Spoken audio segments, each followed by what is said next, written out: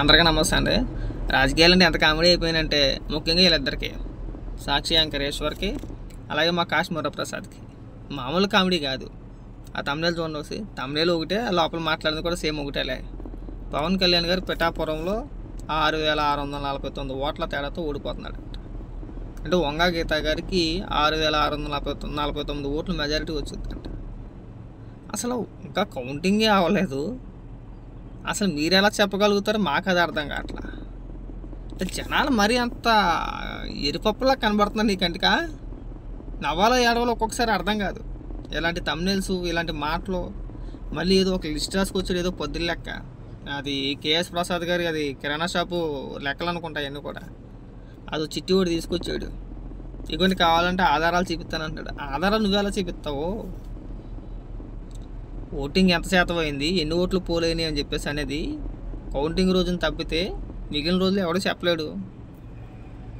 Election కమిషనే చెప్పదు ఇక్కడ ఎన్ని ఓట్లు పోలేని అని చెప్పేసి అని. కౌంటింగ్ రోజున తెలుసుద్ది. ఇక్కడ మనం 2 బెగ్గలు వేయాలా, శుభ్రంగా సాక్షిలో కూర్చోవాలా, ఒక పొద్దుల చిట్టి ఒకటి పట్టుకొచ్చి ఇవ్వాలా. ఇక్కడ ఇన్ని ఓట్ల మెజారిటీ, ఇక్కడ ఇన్ని ఓట్ల మెజారిటీ. సీట్లు అయిపోయినాయి, ప్రిడిక్షన్ అయిపోయింది, సీట్లు అయిపోయినాయి. ఒక నిమిషం ఉన్నాను, కారాపెత్తనే సీట్లు అయిపోయినాయి, ఓట్లు అయిపోయినాయి. ఆ సీట్లు అయిపోయింది, మెజారిటీ అయిపోయింది. గతంలో చెప్పేవారు అన్నమాట, తెలుగుదేశం పార్టీకి ఇన్ని సీట్లు రావచ్చు, లేదంటే ఇన్ని స్థానాలు రావచ్చునో, గెలవచ్చునో, ఇది ఉంటుంది. ఇంక ఎక్స్ట్రీమ్ మాట ఇది నెక్స్ట్ లెవెల్కి వెళ్ళిపోయారు. ఇంకా ఎగ్జాక్ట్గా ఎన్ని ఓట్లు పోలేనివి, ఎన్ని ఓట్ల తేడాతో గెలుపొందబోతున్నారు కూడా వీళ్ళే చెప్పేస్తున్నారు. ఇది కామెడీగానే లెక్కేసుకోవాలి. పూర్తిగా అవగాహన లేనితనం, లేదంటే పిచ్చన్న ముదిరిపోవాలా.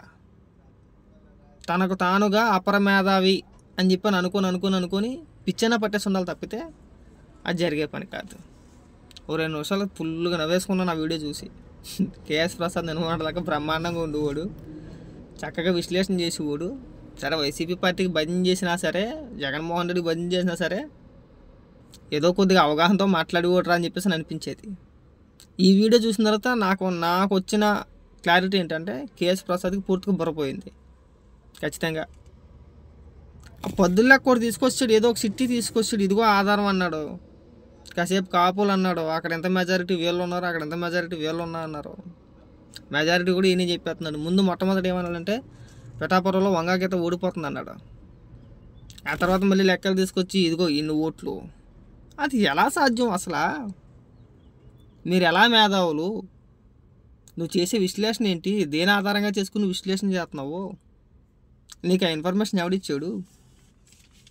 ఎగ్జాక్ట్గా ఇన్ని ఓట్ల తేడాతో పవన్ కళ్యాణ్ ఓడిపోతున్నాడనే సమాచారం నీ దగ్గరికి ఎలా వచ్చింది?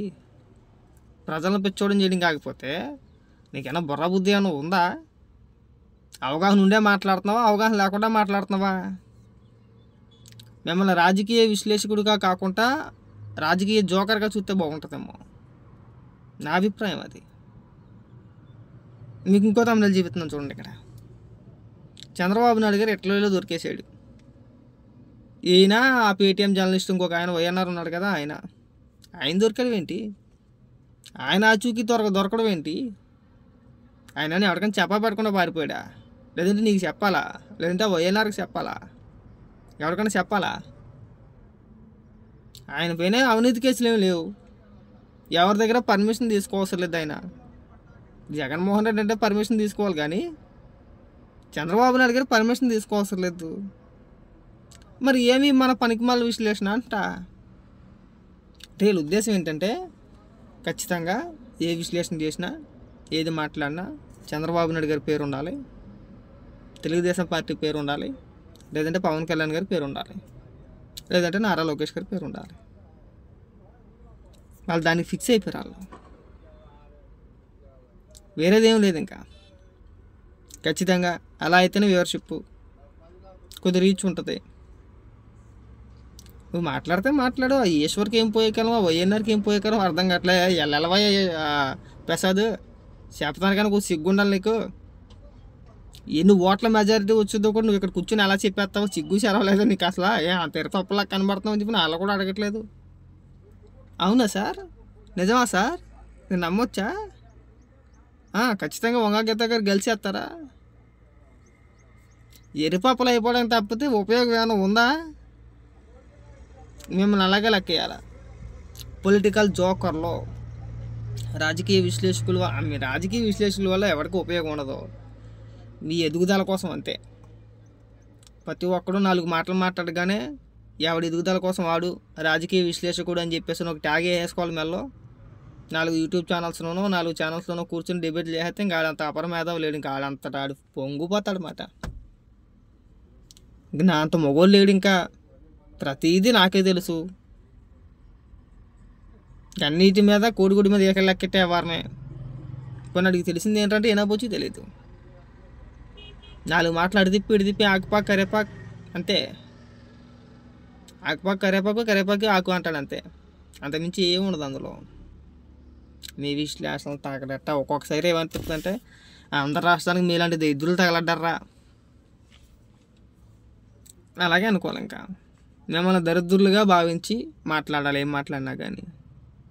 కొంచెం రియాలిటీలోకి రండి, రియాలిటీలోకి వచ్చి మాట్లాడితే బ్రహ్మాండంగా ఉంటుంది. బాగోదని చెప్పి నేనేం అనట్లా. మన స్పృహలో ఉండి మనం ఎంతవరకు మాట్లాడాలో అంతవరకు మాట్లాడి రాజకీయ విశ్లేషణ చేసినా ఇంకొకరిని విమర్శించినా బాగానే ఉంటుంది. నీకు అక్కి ఎక్కే తేడా తెలదు, మళ్ళీ నువ్వు ప్రతి ఒక్కరిని విమర్శించేస్తావు. రాధాకృష్ణ గారికి ఒక పేరు, వంశీ గారికి ఒక పేరు, టీవీ5లో ఉన్న వాళ్ళకి ఒక పేరు, ఈనాడికి ఒక పేరు. మరి నీకో అంటున్నా, మనకున్న క్రెడిబిలిటీ ఏంటో. పక్కనోడికి పేర్లు పెట్టేస్తున్నా కరెక్టే, మరి నీకు పేరు ఎట్టువాడెవడు? కాశ్మీర్ గారు అని చెప్పి మేమే పెట్టాలా?